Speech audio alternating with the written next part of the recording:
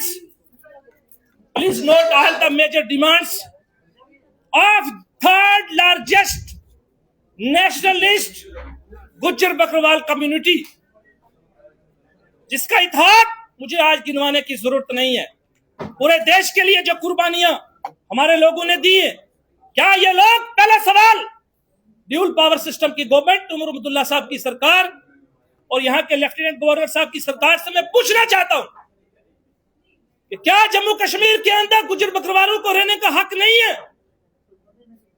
5 अगस्त 2019 को reorganisation act Jammu Kashmir के अंदर इंप्लीमेंट हुआ और जम्मू कश्मीर रियासत को यूटी में तब्दील किया।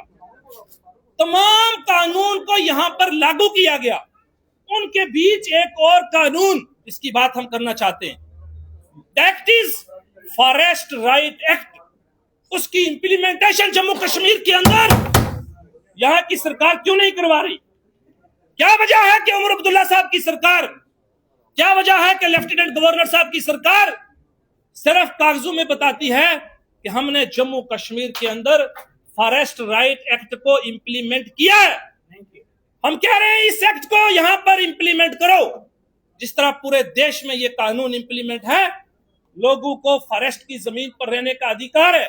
और यह भी मैं बताना चाहता हूं कि यह अधिकार सिर्फ गुज्जर बकरवाल को नहीं है, बल्कि एज पर द एक्ट वो तमाम लोग, डिवेलिंग लोग जो जंगलात की जमीन पर रहते हैं, उनको जंगलात की जमीन पे रहने के हकूक दिए जाएंगे। क्या दिक्कत है? क्यों नहीं इस कानून को इंप्लीमेंट किया जाए? तो पहली डिमांड यह है कि इस कानून को in its letter and implement this forest right act in whole state of Jammu and Kashmir, number 1। Number 2, हम सरकार को चेतावनी देना चाहते तमाम गुज्जर बकरवाल जम्मू कश्मीर की तरफ से कि हमारे लोगों को इस तरीके से उखाड़ने का प्रयास न करें। अगर आपको यह प्रयास करना है तो जम्मू कश्मीर की सरकार बताए कि ये लोग, जो गुज्जर बकरवाल तबका के लोग जंगलों के अंदर रहते हैं, सरकारी जमीन के अंदर रहते हैं, इनके लिए कौन सी सरहद आपने खोली है? कहां भेजना चाहते हो आप इन लोगों को? कहां है इनके रहने के का इंतजाम किसने करना है? क्या आर्टिकल 21 की इंप्लीमेंटेशन नहीं है? Right to life means right to live in a dignified manner. यह सरकार का प्रयास बनता था।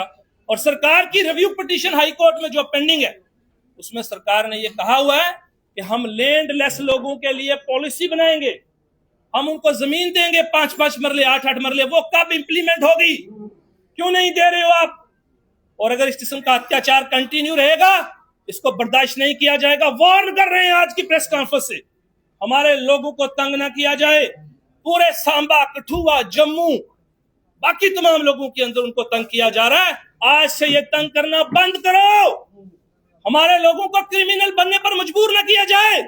यह आज की प्रेस कॉन्फ्रेंस के माध्यम से हम कहना चाहते हैं। तीसरी बात हमारी यह है कि अगर आपको ड्रग माफिया को खत्म करना है, जैसे अनवर साहब ने कहा, आप कीजिए, लेकिन under the guard of drug mafia single person आप तमाम लोगों को, ये घरों को मिसमार नहीं कर सकते।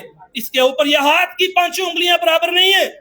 सरकार को समझने की जरूरत है। अनवर साहब, मेरा यही कहना है आखिर में कि इन तमाम मुद्दों पे, जिस तरह से कल बांदे में और बहुत सी जगहों पे गुज्जर बकरवालों के घरों को मिसमार किया गया, उस पे हमारा चीफ मिनिस्टर उमर अब्दुल्ला क्यों नहीं बोल रहे हैं?